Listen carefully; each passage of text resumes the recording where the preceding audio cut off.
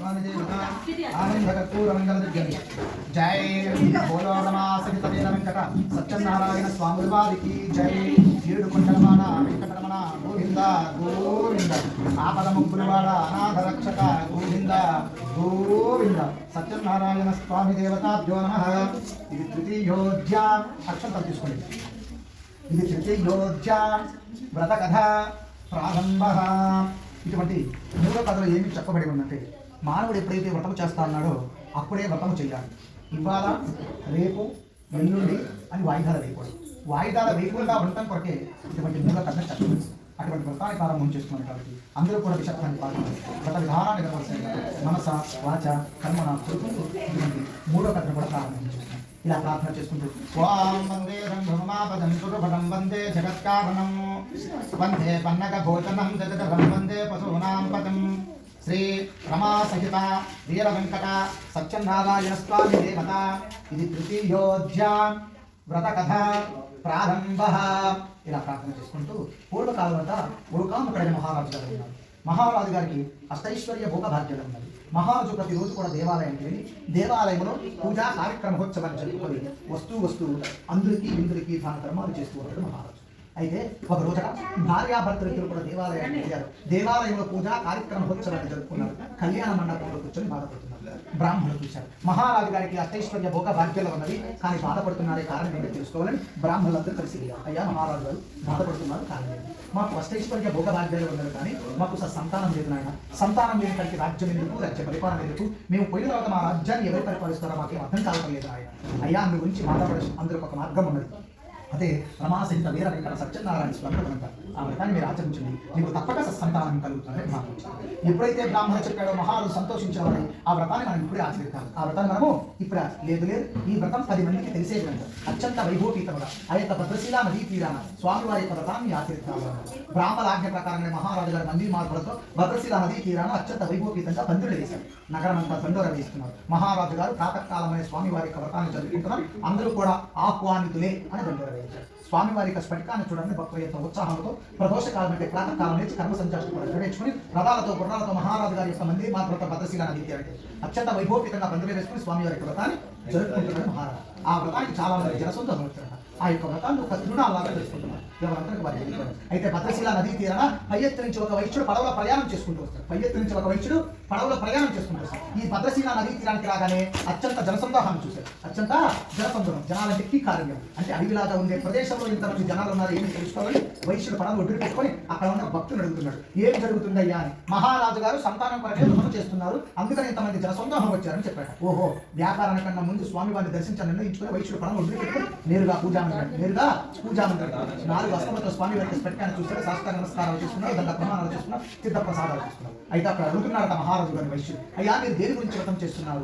మేము సంతానం కొరకే వ్రతం చేస్తున్నామని చెప్పాడు మహారాజు. వెంటనే వైశ్యుడు అంటున్నాడు, మాకు కూడా సంతానం లేదు, మేము కూడా వ్రతం సంతానం కలుగుతుందని వైశ్యుడు అడిగారు. వెంటనే మహారాజు చెప్తున్నాడు, తప్పక వ్రతం ఆచరించు, నీకు కూడా సంతానం కలుగుతుంది. వ్రత విధానం అంతా వైశ్యుడు తెలుసుకున్నాడు, నమస్కారం చేసుకున్నాడు. అక్కడి నుంచి పడవ దగ్గరికి వెళ్ళాడు. పడవలో తెచ్చిన సామాన్లు అమ్ముడు పోయి పడవ తీసుకుని నేరుగా ఇంటికి వెళ్ళాడు. భార్య పేరు లీలావతి డాక్టర్ స్పాట్ కంపెనీకి కాళ్ళకి ఇచ్చి కూర్చోబెట్టి, ఏమండి వ్యాపారానికి ఎప్పుడైనా కానీ సంవత్సరానికి 6 మాసాలకు తిరిగి వస్తారు, 6 మాసాలు ఉంటే 6 నెలలకు తిరిగి వస్తారు కదా, నిన్న వెళ్ళి వాళ్ళు తిరిగి రాక విశేషమే అని భార్య ఎప్పుడైతే అడిగిందో ఈ వైశ్యుడు చెప్తున్నాడు మహారాజు గారు సంతానం ప్రకటన చేస్తున్నాడు. అక్కడ నా సామాన్లు కూడా అమ్ముడుపోయింది. వైశ్యుడు భార్యతో అంటున్నాడు వైశ్యుడు, మనకు కూడా సంతానం లేదు కదా, మనకు కూడా వ్రతం సంతానం కలుగుతుంది కదా. వైశ్యుడు భార్య అంటుంది, అయ్యా మొక్కన రాయి లేదు, మనకు గంట లేదు, కొన్ని క్షేత్రాలు దాన ధర్మాలు యజ్ఞ యాగాదులు చేశాను, కానీ ఇంతవరకు మనకి సంతానం కలగలేదు, ఇదంతా వృధా ప్రయోజనం కొట్టిపడి లేదు మానవ కోరికలు తీర్చడానికి మహావిష్ణువు అవతారం పెట్టట తప్పక వ్రతం సంతానం కలుగుతుంది. వైశ్యుడు భార్యకి చెబుతున్నాడు.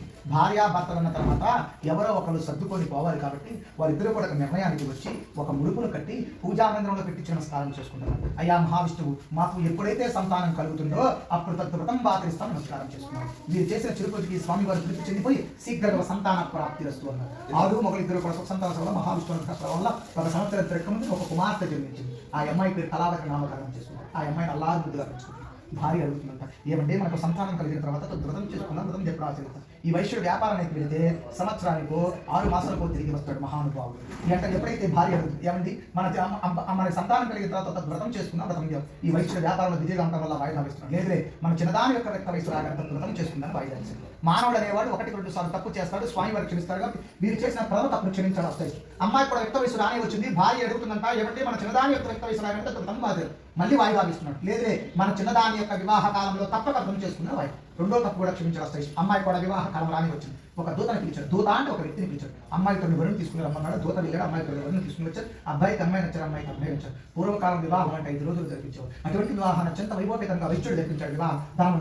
వివాహం అయిపోయింది, 16 రోజుల పండుగ అయిపోయింది. అన్ని కార్యం ఎంత ధనవంతుడైనా ఎవరు వృత్తి చేసుకుని వారి జీవనాన్ని సాగించాల్సి. అయితే వ్యాపారం కొన్ని మేలుకుని నేర్పడానికి అల్లుడు కూడా వ్యాపారాన్ని తనకై తీసుకుని వెళ్తున్నాడు. స్వామి వారు కోపించిపోయాడు. మానవుడికి కష్టాల్లో ఉన్నప్పుడు, దరిద్రంతో బాధపడుతున్నప్పుడే మానవుడికి స్వామి వారు గుర్తొస్తారు. అప్పటిదాకా మానవుడికి స్వామి వారు గుర్తున్నారు కాబట్టి తన కష్టాలు పడి దరిద్రంతో బాధపడదాం అని చెప్పి మామ అల్లుడు వ్యాపారానికి బయలుదేరుతున్నారు. రత్నసానుపురం నగరంలో చీకటి పడది, పడన ఒడ్డును పెట్టుకున్నారు, నిద్ర చేస్తున్నారు. అదే రత్నసానుపురంలో చంద్రకేతు మహారాజు గారు రాజ్యాన్ని ఎవరు పరిపాలిస్తున్నారు? చంద్రకేతు. ఆ రాజ్యంలో దొంగలు పడి రాజ్యంలో ధనాన్ని తీసుకుని చోరులు పారిపోతున్నారు. చోరులు అంటే దొంగలు పారిపోతున్నారు. భటులు చూశారు, తరుముకుంటూ వస్తున్నారు. చోరులు తిరిగారు, ఎక్కడ దాక్కునే తావు దొరకలేదు. ఈ ధనం ఎక్కడో కట్ట వదిలేయాలని నిర్ణయించుకున్నారు. మామ అల్లుడు నిద్ర చేస్తున్నారు, వారి దగ్గర ధనం వదిలేసి చోరులు పారిపోయారు. పై ఎత్తు నుంచి భటులు వస్తున్నారు, వీరి దగ్గర ధనం కొడుకోవడం చూసి వీరే దొంగ నిర్ణయించుకుని చంద్రకేతు అయ్యా మన రాజ్యం దొంగలు పడి ధనాన్ని తీసుకుని చూడ తీసుకుంటారు. గట్టిగా బంధించారు. మహారాజు కాసేపు ఆలోచించిన వాడు వీరిద్దరు తీసుకెళ్లి కారాగార బంధంలో బంధించారు. దీన్ని కష్టాలు అనుభవించుంటే తన ఇంటి దగ్గర కుమార్తె తిండి లేక అదే నగరంలో భిక్షాటన చేస్తూ తల్లి కూతురు ఇద్దరు కూడా జీవనాన్ని సాగిస్తుంది. ఒకరోజు కుమార్తె కళావతి అమ్మాయి బ్రాహ్మణోత్తమ ఇంటికి వెళ్ళినట్టు ప్రతి సంవత్సరం కూడా కుంభాచుక వేదపడం ఆ అమ్మాయి వ్రతం అయిపోతుంది. అక్కడే ఉంది శాస్త్రం దండకం చేద్దాం ఆలస్యంగా ఇంటికి చేద్దాం. తల్లి మందలిస్తుందంట, అమ్మ పొద్దున అనగా వెళ్ళావు, ఎక్కడెక్కడ తిరిగి వస్తున్నావు, ఏమిటి ప్రవర్తన, ఎటువంటి తప్పు చేయలేదమ్మా, ఒక బ్రాహ్మణ వ్రతం చేసుకుంటే అక్కడే ఉండి నీకు కూడా ప్రసాదం పెట్టాను, తెచ్చానని తల్లికి ప్రసాదం పెట్టి తల్లి ఏడుస్తూ చెప్తుంది. అమ్మ నువ్వు ఎన్ని కష్టాలు అనుభవించున్నావు అంతకు మించి నాకు బాధలేదు. నువ్వు పుట్టినప్పుడు నేను వయసు నేను వివాహకాలంలో వ్రతం చేస్తాను, ఎన్నిసార్లు వాయిదాలు వేయడంలో స్వామి బ్రాహ్మణ కోల్పోయినా మన తప్పు మనకి తెలుసు నిర్ణయించుకుని ఇంతటి పూజా మంత్రం వెళ్ళి తల్లి కూతురు ఇద్దరు కూడా చూడం. అయ్యా మహావిష్ణు మేము మానవులు ఎంత మాత్రపోవడం మా తప్పును చెల్లించు. మా దగ్గర ఎప్పుడైతే ద్విగుణీకృతమైన ద్రవ్యం లభిస్తే అప్పుడు తత్వం బాధిస్తాం. వ్యాపారాన్ని తనకి త్వరగా ఇంటికి చేర్చే మార్గము చేయని ఆయన వస్తారు. ఆయన వ్రతం అంటే చాలా ప్రీతి చెందుతారు. ప్రీతి చెందడం అంటే సంతోషిస్తారు. సంతోషించబడి చంద్రకేతు మహారాజు స్వప్నం అంటే కల్లోకి వెళ్ళి నాయన నువ్వు బంధించు వయసు ఎదురు కూడా నాయన మీతో వయసు ఎదురు కూడా వ్యాపారం తన నగరానికి వచ్చారు. వాళ్ళు దొంగల కాదు కాబట్టి వాళ్ళు విముక్తి చెయ్యి, లేకపోతే కష్టాలతో బాధపడుతూ వచ్చేసి మహారాజు గారు వెంటనే నిద్రలో వచ్చి మేలుకొని సభను ఏర్పాటు చేశారు. సభని వారికి వారికి వచ్చిన సభలో వారు మామ ఇద్దరు రాజ్యాన్ని తీసుకుని వచ్చారు. గజగజ వణికిపోతున్నారు. ఇంత అర్ధరాత్రి పూట ఈ మహానుభావుడు మనకి ఏం శిక్ష చేస్తారు? మహారాజు దగ్గరికి వచ్చి తట్టి అయ్యా మీరు భయపడచ్చు, మీరు మాటికి వ్రతం వాయిదాలు వేయడం వల్ల మధ్యలో ఇక్కడ కష్టాలు సంభవించరు. మీరు ఇప్పుడైనా సరే ఇంటికి వెళ్ళండి, భక్తితో వ్రతం చేయండి, స్వామి వారి గ్రహాన్ని తప్పకుండా చెప్పారు. ఇవాళ వ్యాపారం చేస్తే ఎంతైతే ధనాన్ని సంపాదిస్తారో అంతకన్నా 4 రెట్లు పడవ నిండా ధనాలు నింపి పట్టు వస్త్రాలు పెట్టి సన్మానం చేసి గౌరవప్రదంగా నగరానికి బయలుదేరు. వాళ్ళ నగరానికి వాళ్ళు బయలుదేరుతున్నారు. చీకటి పడవ ఒడ్డును పెట్టుకున్నారు. నిద్ర చేసి శ్రీరమా సహిత వీర వెంకట సత్యనారాయణ స్వామి దేవతాయోధ్య మృత కథ సమాప్త. ఇటువంటి 3 కథలు ఎందుకు వచ్చారు? మానవుడు ఎప్పుడైతే వ్రతం చేస్తున్నప్పుడు వ్రతం ఇవాళ రేపు ఎల్లుండి వాయిదాల వేయకుండా ఉంటాం కొరకే ఇటువంటి 3 కథలు. మీకు నూతన గ్రహంలో స్వామి వారి వ్రతాన్ని ఈ రోజు మీరు ఆ స్వామి కష్టేశ్వరి పోతల సంతానం సౌభాగ్య తృతీయోధ్యా వ్రతకథ సమాప్త అవసరణారీ కేవల ఫల నైవేద్యం. అక్కడే కవర్లో కొద్దాం.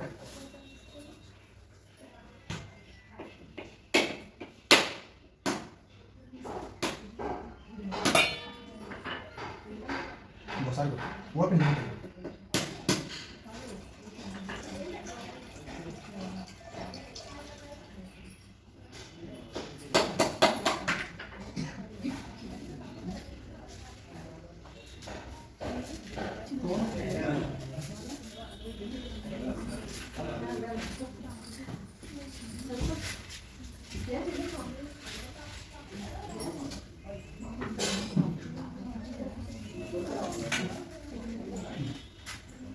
या फलेनिर्यामनानुष्पायाच्च पुष्पणेः बृहस्पतिपदोस्तास्तानो मुनिचन्दकं ततः फलोदकेन स्नापयामि ओम तच्चं ज्योरावणीमहे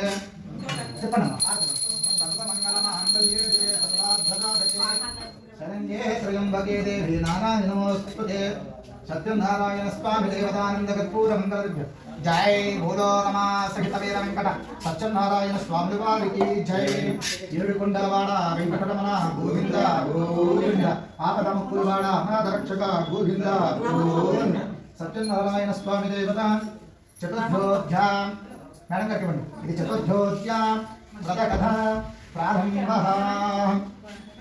ఇటువంటి 4 కథలు ఏమి చెప్పబడిందంటే మానవుని పరీక్షించడానికి స్వామివారి మనకి ఏ రూపంలో వస్తుంది. అతుడు కానీ చేసిన భిక్షంగా రేపు రక్షణ ఇస్తుందంట. అందు గురించి నాలుగో తరగతి చెప్పగలరు. అతని వ్రతాన్ని కారణం చేస్తూ ఉంటారు. అందరూ కూడా విషయాన్ని పాటించి వ్రత విధానాన్ని నిర్వహించి మనస వాచ కర్మన కోరుకుంటూ ఇటువంటి నాలుగో కథను కూడా ప్రారంభం చేస్తారు. ఇలా ప్రార్థన చేసుకుంటూ మామాలుడిద్దరు కూడా మహారాజు విముక్తి పొందిన వాళ్ళ నగరానికి బయలుదేరుతున్నారు. చీకట పడది పడను ఒడ్డును పెట్టుకున్నారు, నిద్ర సేవిస్తున్నారు. ప్రదోషకాలం అంటే ప్రాతకాలం లేచారు, కర్మ సంధ్యాసులు కూడా నెరవేర్చుకున్నారు. నగరానికి బయలుదేరంగా సిద్ధంగా ఉన్నారు మామాలు. అయితే మహావిష్ణువు అనుకున్నారు, వీళ్ళ పడవలో చాలా దుర్నీకమైన ద్రవ్యం ఉన్నది కదా, వీళ్ళిద్దరూ ఒక చురు పరీక్ష కట్ట నిర్ణయించుకుని నేరుగా వైకుంఠం నుంచి భూలోకానికి వచ్చి ఒక వైశ్య రూపంలో ధరించిన వాళ్ళే ఆ వైశ్యుడి దగ్గరికి వచ్చాడు మహావిష్ణువు. నాయన మీరు ఎక్కడి నుంచి తిరిగి వస్తున్నారు? ఏ సరిగ్గా మేము మహారాజు దగ్గర నుంచి కష్టాలతో తిరిగి వస్తున్నాము, మా నగరానికి మేము అయ్యా మీ నగరానికి మీరు పోతున్నారు బాగానే ఉంది, మీ పడవలో ఏమున్నదో సరిగ్గా మహానుభావ మా పడవలో ఏమీ లేదు, మేము కష్టాలతో తిరిగి వస్తున్నాము, మా నగరానికి మేము అబద్ధములు అంటే పరిహాసమానము. రెండోసారి అడుగుతున్నాను మీ పడవలో ఏముందో మహానుభావ మా పడవలో ఏమీ లేదు, మేము కష్టాలతో తిరిగి వస్తున్నాం. అబద్ధములు అంటే పరిహాసమాడవద్దు. మూడోసారి అడుగుతున్నాను మీ పడవలో ఏముందో. ఇతను ఏమిటి పదే పదే అడుగుతున్నాడు? అప్పుడు సన్యాసి ఒక దొంగలాగా ఉన్నాడు. ఏదో ఒకటి చెబితే కానీ ఇక్కడి నుంచి వెళతాడు. మా మనసులో సంకల్పం చేసుకుని మా పడవలో ఆకులు అలములు తప్ప కష్టాలు. ఒక రోజు కాశీనగరం అంతా తిరిగి అలిసిపోయి చుబ్బాగా అంటే ఆకల బాధ తట్టుకోలేంత పరిస్థితిలో ఒక చెట్టు కింద కూర్చొని అన్నము రామచంద్ర ప్రభు ఏమిటి నాకు ఈ కష్టాలు, పూర్వ జన్మలో ఎటువంటి పాపము చేసుకున్నాడు కానీ జన్మలో కష్టాలు అనుభవిస్తున్నాను, నా కష్టాలు తొలగిపోయే మార్గం అంటే చెప్పి ఆర్దులు చేయము అని ఒక్కసారి స్వామివారిని స్మరించాడు. స్వామివారి సర్వంత్రిగా ఉంటాడు. ఇతని మాట విన్నవారి ఇతనికి ఏదైనా సరే సహాయము చేయాలని నిర్ణయించుకుని నేరుగా వైకుంఠం నుంచి భూలోకానికి వచ్చి ఒక వృద్ధ బ్రాహ్మణ లోపల పొందినవాడే ఆ పేద బ్రాహ్మణికి ఎదురుగా పోయాడు మహావిష్ణువు. ఓ ఈ బ్రాహ్మణ ఏమిటి నీకు కష్టంలో సక్రమంగా వివరించము, ఏమని చెప్పమంటావయ్యా? ఈ కాశీ నగరంలో భిక్ష దొరక్క పైసా దొరక్క కష్టాలతో బాధపడుతున్నాను, నా కష్టాలు తొలగిపోయే వర్గం అంటే చెప్పి ఒక ఆర్దులు చేయము అని ప్రారంభించాడు. అప్పుడు వృద్ధ బ్రాహ్మణ మహావిష్ణువు తిరుగుతున్నాడు. అందులో ఒక వర్గం ఉన్నది, అదే రమాసహిత వీర వెంకట సత్యనారాయణ స్వామి వ్రతం అంటారు. ఆ వ్రతాన్ని మీరు తప్పక ఆచరించండి, స్వామి వారి అనుగ్రహాన్ని తప్పక పొందుతారు అని చెప్తారు. అయ్యా తిడుకు తిండే లేదు కానీ పూజలు పునస్కారాలు ఏమిటి అన్నారు. లేదు స్వామివారిని సంకల్పం చేసుకో అని ఆయన సమకూర్చుతారని చెప్పారు. ఒక్కసారి కళ్ళు మూసుకొని స్వామివారి యొక్క పూజా విధానం అంతా తెలుసుకుని ఒక్కసారి స్వామివారికి చూడండి. అయ్యా నా దగ్గర ఎప్పుడైతే ద్విగుణీకృతమైన ద్రవ్యం కలిస్తే అప్పుడు వ్రతం బాధిస్తాను. ఒక్కసారి కళ్ళు మూసి తెలిసేటప్పుడు ఎదురుగా ఉంటే మహావిష్ణువు అంతర్దాయమైనట్టు అంటే మాయమైపోయాడు. ఓహో మన జ్ఞాపకాలంలో పడిపోయాము, స్వామివారి స్వయంగా మనకి వ్రతాన్ని హితబోధ చేశాడు, మనం తెలుసుకోలేకపోయాము. స్వామివారి చెప్పిన వ్రతం బాధ్యతను మనసులో వృత్తంగా సంకల్పం చేసుకుని ఇంటికి వెళ్ళి ప్రదోషకాలం అంటే ప్రాతకాలం నుంచి కర్మ సంధ్యాస్పడ నెరవేర్చుకొని ఇంట్లో ఉంట పూజా మందిరానికి చూస్కారం చేసుకుని ఆ వేద బ్రాహ్మణ భిక్షాచరణకై బయలుదేరి ఈ రోజు దొరకటే భిక్ష ఆ రోజు దొరికింది. ద్విగుణీకృతమైన ద్రవ్యం లభించింది. ద్రవ్యాన్ని తీసుకున్నాడు, నేరుగా అంగడికి వెళ్ళాడు. అంగడికి చెప్పొచ్చు స్వామివారి కాసి పూజా సమయం సమకూర్చున్నాడు. నలుగురు బిందువులు తీసుకున్నాడు. ఉన్నంతలోనే భక్తితో శ్రద్ధతో ఏకాగ్రత స్వామివారితో ఉంచుతాడు. ఆ వ్రత ప్రభావం మాత్రం పెట్టుకుంది. కష్టాలు తొలగిపోయి అష్టైశ్వర్య భోగ భాగ్యాలతో తోగతారు. ఓహో ఇది స్వామివారి యొక్క వ్రత ప్రభావం తెలుసుకుని వ్రతాన్ని మర్చిపోకుండా ఏదో ఒక సందర్భంలో వ్రతం చేస్తూనే ఉన్నాడు కదా. అయితే అదే కాశీ నగరంలో ఒక బోయేవాడు ఉండేవాడు.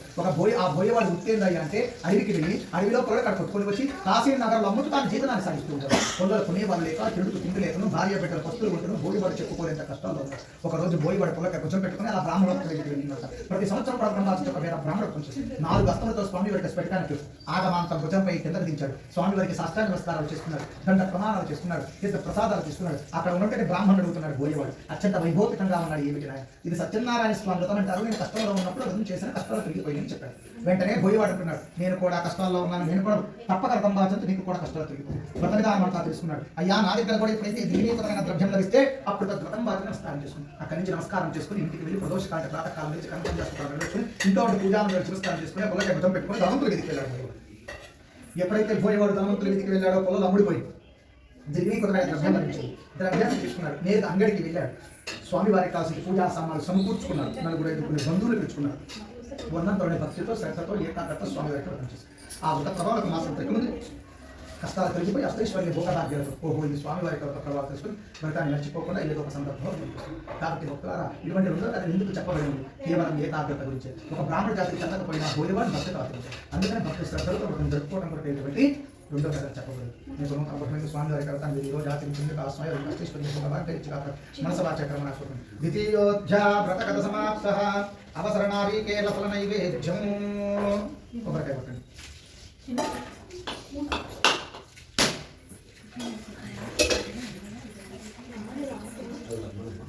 ఈ సట్టే తీసుకొచ్చండి. దుమ్మటి పట్టు దాని మీద పట్టు తీసి ఇన్న దగ్గర కనుక జరుపుకుని దాంట్లో తీయండి. ఆ ప్రసాదం తీసుకురామా.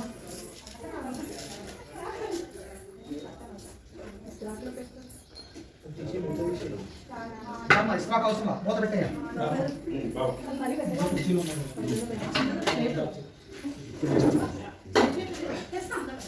నెయ్యి అయిపోయినా కొంచెం ఇంకొంచెం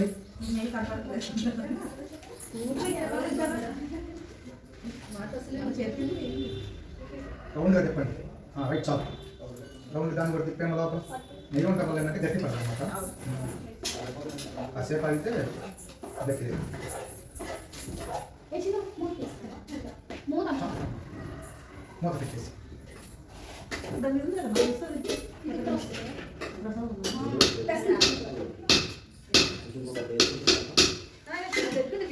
సత్యనారాయణ స్వామి దేవతావసరణాభికేణ గజ్జోర బలంగావల నైవేద్యం దర్శయామి ఓం ప్రాణాయ స్వాహ ఓం దానాయ స్వాహ ఓం యానాయ స్తోదానాయ స్తోమానాయ స్వాహ మధ్యే మధ్యే బాణాం దర్శయామి అమృతాభిదాన పరిపత్తరా భోజనం దక్షాలజాం పాభో పక్షాలజాం దయశుద్ధాన్ని అనుభవించడం లేదు ఏమిటి భూలోకంలో మానగా కష్టాలు అనుభవిస్తున్నారే ఈ కష్టాలు తొలగిపోవాలి అంటే దీనికి అంతా కూడా మహావిష్ణువుని సంకల్పం చేసుకొని ఆ స్వామివారిని సలహా అడుగుదామని స్వామివారిని పరిణామం చేసుకుంటూ భూలోకం నుంచి వైకుంఠానికి వెళుతుంటాను అర్థమహం శాంతాకారం వజగజనం వర్ధనాభం సురేశురే విష్టాకారం గగనజగనం మేఘవర్ణం సురామ్యహము అంటూ స్వామివారి హరినామం చూసుకుంటూ భూలోకం నుంచి వైకుంఠానికి వెళ్ళాడట మహావిష్ణువు. ఆ వైకుంఠంలో ఎలా ఉన్నాడట మహావిష్ణువు? ఇరువురు భార్యలు మధ్య ఇరువురు భార్యల పవనింపసేపి ఉన్నట.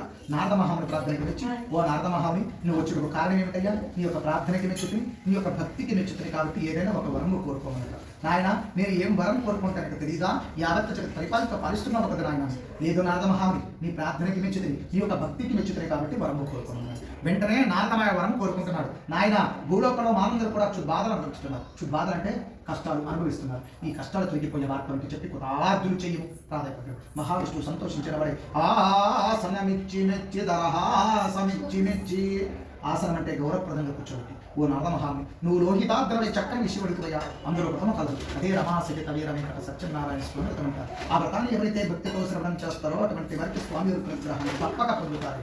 అయ్యా అసలు అర్థం ఏమిటి? ఆ స్వామి వారి ఎవరు, పళ్ళు పలహారాలు ఏమిటి, వ్రతాన్ని ఎట్లా ఆచరించాలి, ఏ సందర్భంలో ఆచరించాలి, ఆ వ్రతాన్ని సరిత్రముగా చెప్పి కృతార్థులు చెయ్యి అప్పుడు వ్రత విధానం అంతా చెప్తున్నారు. ఈ వ్రతం బాధ్యత అయ్యా సత్యనారాయణ స్వామి ఎవరో కాదు ఆయన సాక్షాత్తు భూలోకంలో మానవ కోరికలు తీర్చడానికి 4 అస్త్రములతో కూడుకుంటే శంఖము చక్రము పద్మగద అవతారం. అయ్యా స్వామి వారి వ్రతాన్ని మీరే అవతారం ఎత్తారు, వ్రతాన్ని సవిత్రముగా చెప్పి కృతార్థులు చెయ్యి అప్పుడు వ్రత విధానం అంతా చెప్తున్నారు. ఈ వ్రతం ఆచరించే మానవులు ప్రదోషకాలం లేదు, అర్థమవుతుందండి.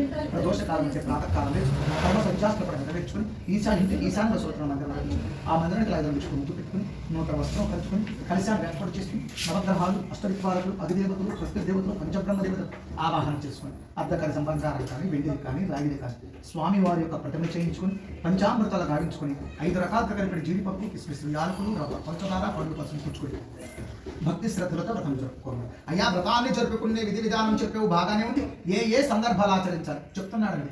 నూతన గృహప్రవేశం అప్పుడు కానీ, వివాహ మహోత్సవ కాలం అప్పుడు కానీ, మానవుడికి నవగ్రహాలు చర్చించారం చేస్తున్నప్పుడు కానీ, దరిద్రముతో బాధపడుతున్నప్పుడు కానీ, సంతానం లేనటువంటి వారికి వివాహం కానటువంటి వారికి విద్య రానటువంటి ఏదైనా సమస్యతో బాధపడుతున్నప్పుడు తిథి వారము నక్షత్రము వర్జము లేదట ఏ రోజైనా సరే స్వామి వారి వ్రతాన్ని ఆచరించవచ్చు.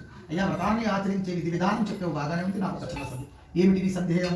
ఈ వ్రతాన్ని బ్రాహ్మణులే ఆచరించవచ్చునా లేదా పౌరాణికులు కూడా వ్రతం ఆచరించవచ్చు? ఈ వ్రతానికి కులము మతము భేదము వర్గము ఉండదు, ఏ వర్ణమ వారైనా సరే స్వామి వారి వ్రతాన్ని ఆచరించవచ్చు.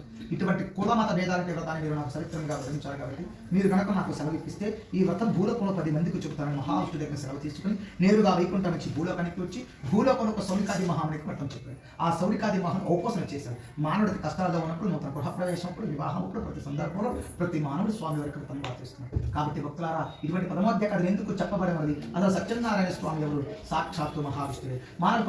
మానవ కోరికలు తీర్చడానికి భూలోకంలో అసలు శంఖము చక్రం పదకూరు ఇలా పండుగ సమకూర్చుకుని భక్తి శ్రద్ధలతో వ్రతం జరుపుకోవడం బట్టి ఇటువంటి పరమోద్య కథ మీ యొక్క నూతన గృహంలో స్వామి వారికి వ్రతాలు ఈ రోజు ఆచరించినందుకు ఆస్వాద కష్టపడిపోతున్నారు.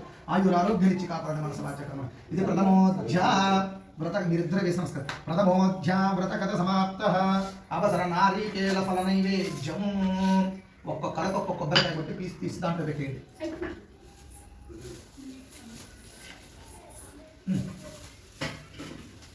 ఉడికిందా పట్టుకొని చూసారా?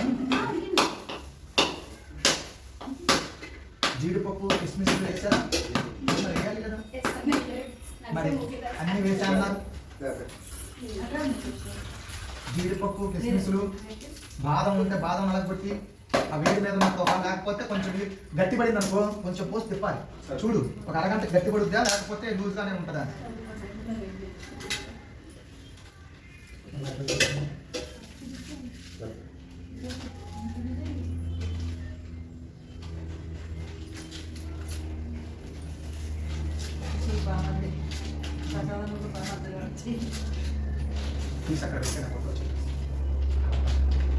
దాంట్లో పెట్టేసి నమస్కారం చేసుకున్నాను. ఎర్ర దొరికిందా? నేను పొద్దున్న రమ్మన్నా.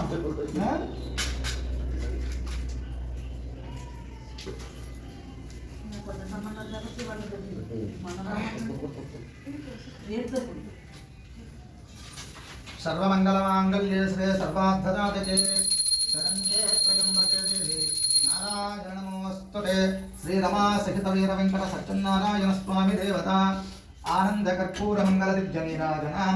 జై బోలో రమా సహిత వీర వెంకట సత్యనారాయణ స్వాముల వారికి జై. ఏడు కొండలవాడ వెంకటరమణ గోవింద గోవింద.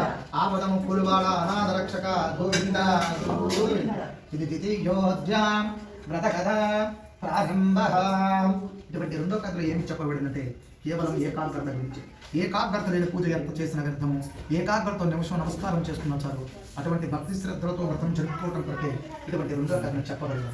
అటువంటి వ్రతాన్ని ప్రారంభం చేస్తున్నాను కాబట్టి అందరూ కూడా నిశ్శబ్దాన్ని పాటించి వ్రత విధానాన్ని నిర్వహిస్తుండగా మనస వాచ కర్మన కోరుకుంటూ ఇటువంటి రెండో కథను కూడా ప్రారంభం చేస్తున్నాం. ఇలా ప్రార్థన చేసుకుంటూ కాశీనగరంలో ఒక వేద బ్రాహ్మడు ఉండేవట.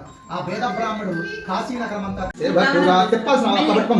శ్రీ సత్యనారాయణుని సేవకురారమ్మ మనసారా స్వామిని కొలిచి హరతులీరమ్మ.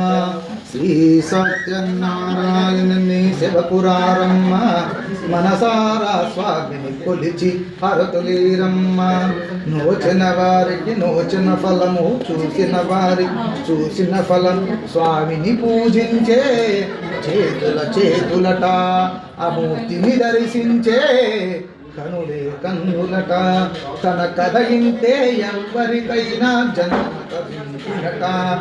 ఏ వేళైనా ఏ శుభమైనా కొలిచే దైవం ఈ దైవం.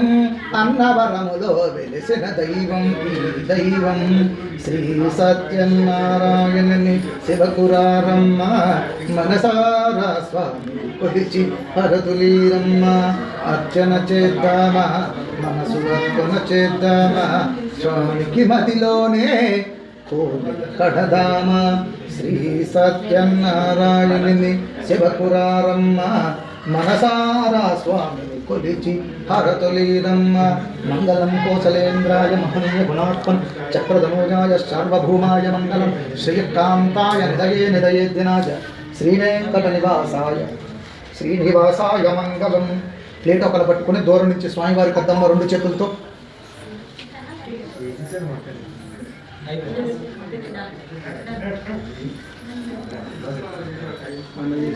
వాళ్ళకు కూడా అద్దమ్మ, వాళ్ళకు కూడా అద్దాలి.